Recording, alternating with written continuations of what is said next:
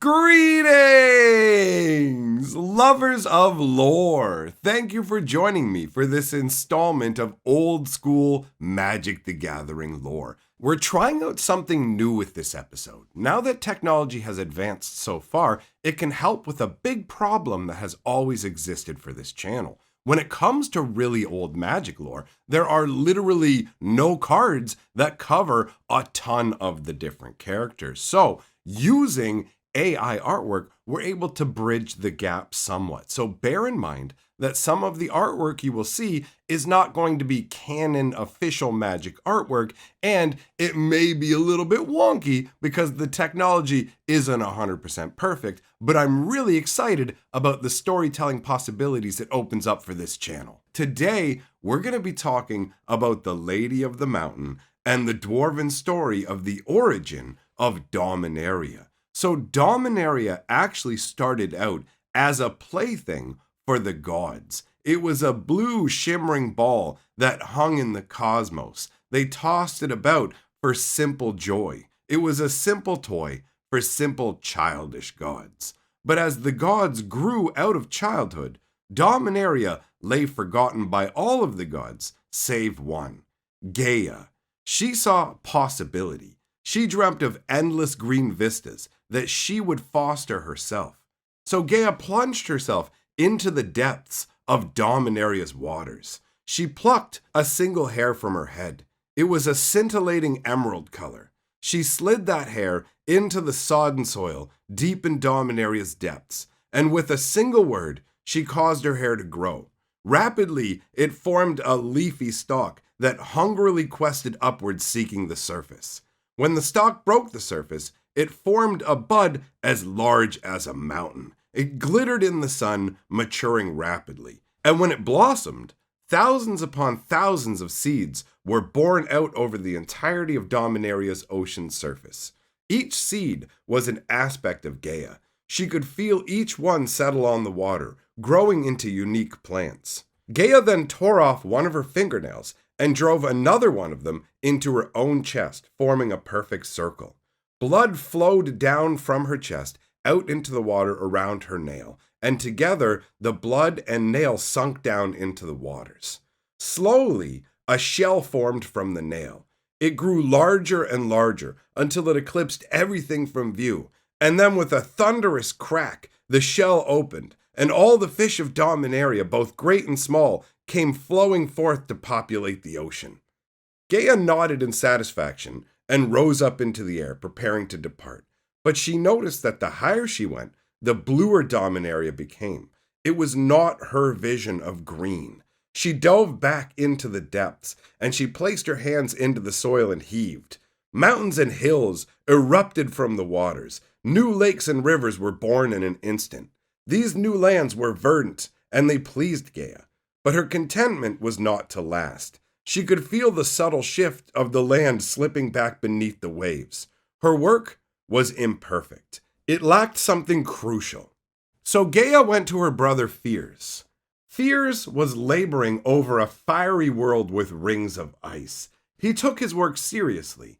He did not appreciate that his brothers quickly grew tired of his new creations and threw them aside. And so when Gaia explained what she wanted to do, he relished the challenge. Gaia took Fears to Dominaria and said, "Build me a spine for this world, and I will stay and tend to it.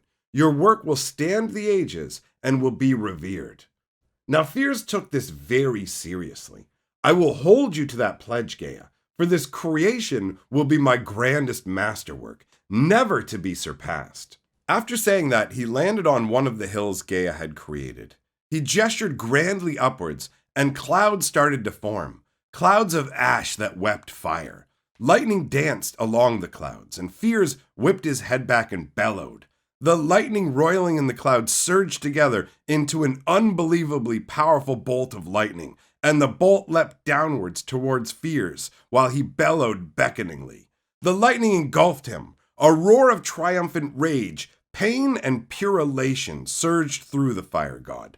The lightning tore into the earth. As it passed through Fears, it took part of his essence, his aspect, with it. The lightning took more and more from Fears as it dug deeper and deeper into the earth, and his screams grew ever louder until suddenly there was an abrupt silence. The lightning had hit bedrock, and Dominaria's core started to cook, bubbling and boiling into magma that erupted upwards. It flowed up around Fears, and he hardened the magma in places while also using the lightning like a blade, carving Dominaria's surface, birthing its new spine. When he was done, he collapsed exhausted on the hill he had started on. Except now, that hill was the most exquisitely large mountain on the entire plane of Dominaria. This was Mount Fears. Gaia was well and truly impressed by Fear's masterwork. She swept him up in her arms and took him back to his home to recover. He slept for aeons. So much of himself had gone into the work. And it was for that reason he felt compelled to return to Dominaria upon waking from his long slumber. He arrived atop Mount Fears and witnessed how beautiful Dominaria had become, teeming with life. He was quite impressed, right up until a part of Mount Fears crumbled under his feet.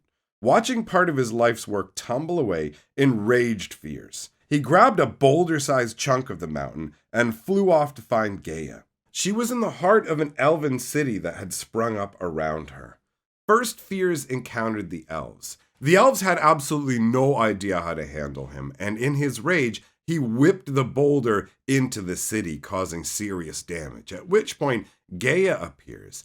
And after talking, it turns out that she had absolutely no idea that the spine of the world was breaking apart. But after discussing it, it becomes obvious that she's not capable of nourishing rock and stone, and Fears has no knowledge of making beings like the elves that Gaia has created. The elves tend to the forests, but there's no one to tend to the mountains. Gaia's not capable of creating beings like the elves to tend to the mountains, but she says together they could make a caretaker. So they took the boulder that Fears had brought from the spine, and they both placed their hands atop it. Using Gaia's magic, roots from nearby trees drive through the hands of both gods into the boulders. Sap and God's blood mix, and the boulder begins to glow. Gaia instructs Fears, take this somewhere warm.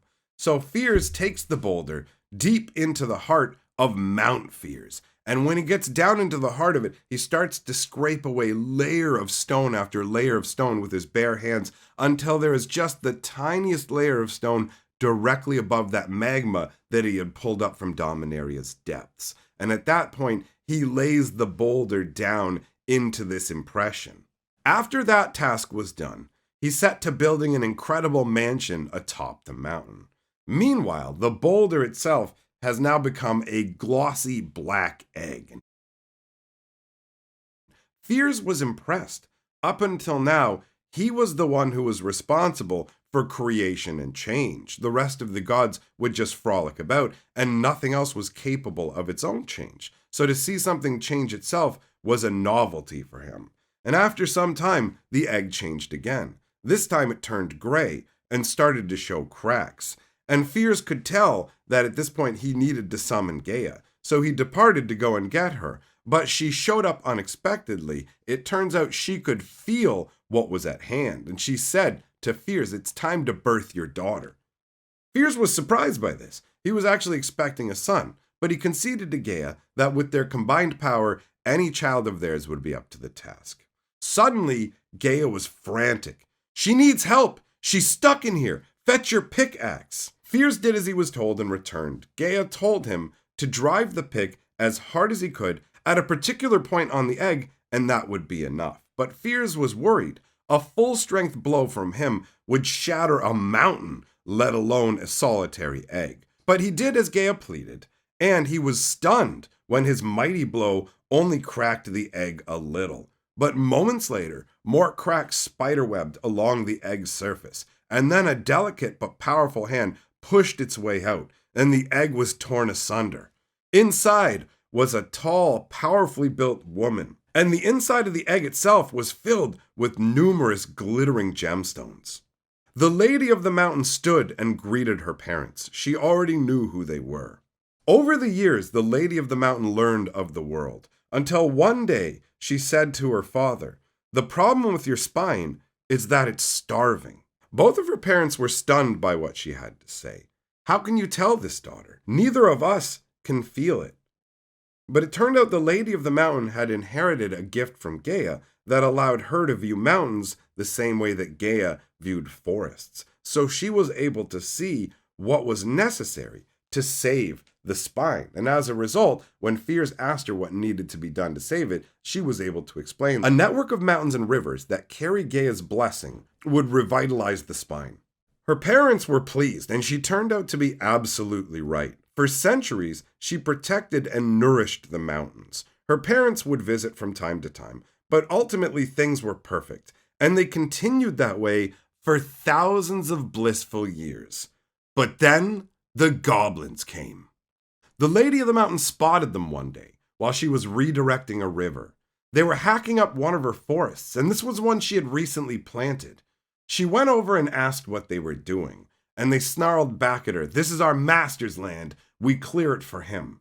She asked them politely to stop. She didn't understand goblin nature, but the lead goblin's not having any of it. So it attacks her. She grabs the axe that it is swinging at her at the same time that she grabs the lead goblin's throat, holds it up in the air, looks at the other goblins and says, "Leave." But the other goblins aren't having it. So one of them whips an axe at her. Now her reflexes are so fast that she throws the axe that she took from the goblin she's holding and at the same time moves the goblin leader in the way of the axe that's coming at her. And this all happens so fast that nobody knows what's going on. All of a sudden, the axe is sheared through one goblin, it's stuck through into the chest of another goblin, and she's managed to catch the axe in the goblin she's holding. This actually causes the rest of the goblins to quickly decide to charge her, and this ends up with her just tearing into them. She grabs the nearest one, snaps its neck, uses its body as a shield, and then just quickly obliterates the entire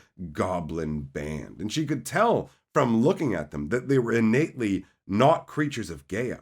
Where did they come from? This happened time and time again to her going forward. She fought them for hundreds and hundreds of years, never finding their lairs no matter where she went.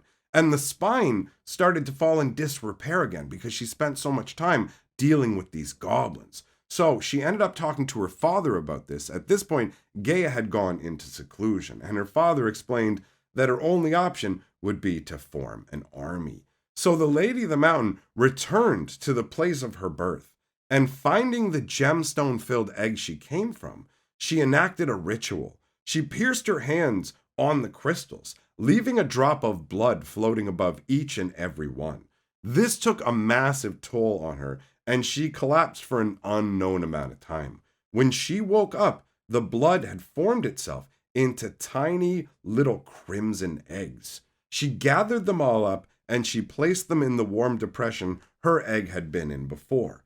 The eggs grew quite rapidly. The first day, they were as big as a cabbage and were gray. The next day, they were the size of large rocks and they had copper coloring. And on the third day, the eggs cracked and dwarves were birthed into the world. Stout warriors with skin as tough as granite. Fears took an instant liking to the dwarves and their beards. He declared them to be very martial looking and set to training them immediately. They were already improvising new moves. He was incredibly proud.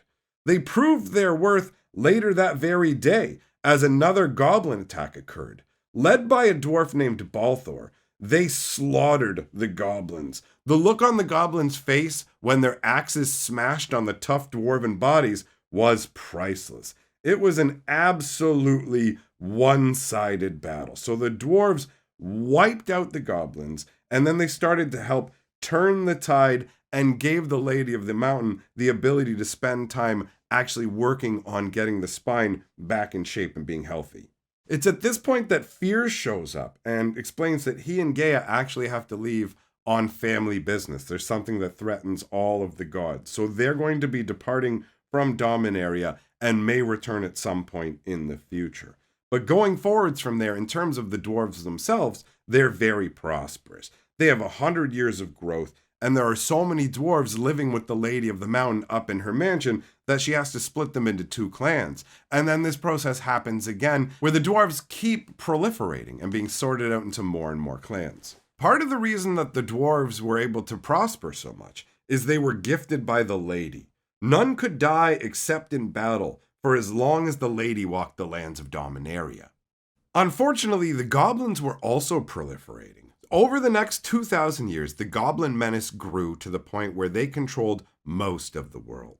Elves and dwarves bound together to fight, but they were very much on the losing side, and things became worse when during a pivotal battle, the Lady of the Mountain was grievously wounded by a giant Titan warrior who managed to split her ribcage. Balthor came to her aid and defeated the Titan despite having lost an entire arm in the battle, throwing the axe that had been used against the lady directly into the head of the Titan and cleaving it in half.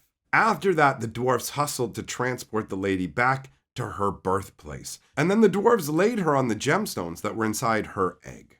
Fears and Gaia appeared at that point, and Gaia cut her hand on one of the crystals, using her blood to fuse the lady's wounds shut. Then Fears and Gaia sealed their daughter back in her egg and explained to the dwarves that it would take thousands of years for her to heal. She wouldn't be able to sustain the dwarves in the same way, so they had lost their immortality. But Gaia explained that in 3 separate instances, dwarves will summon her again. Each time will be a bigger calamity, and at the end of the 3rd time, she will gather the dwarves all up to live in peace, and they will regain their immortality. After explaining that, the gods bestowed words of power to summon the lady, the 3 parts of her true name. At that point, Fears and Gaia departed, leaving the dwarves as the stewards of Dominaria and guardians against the goblin menace.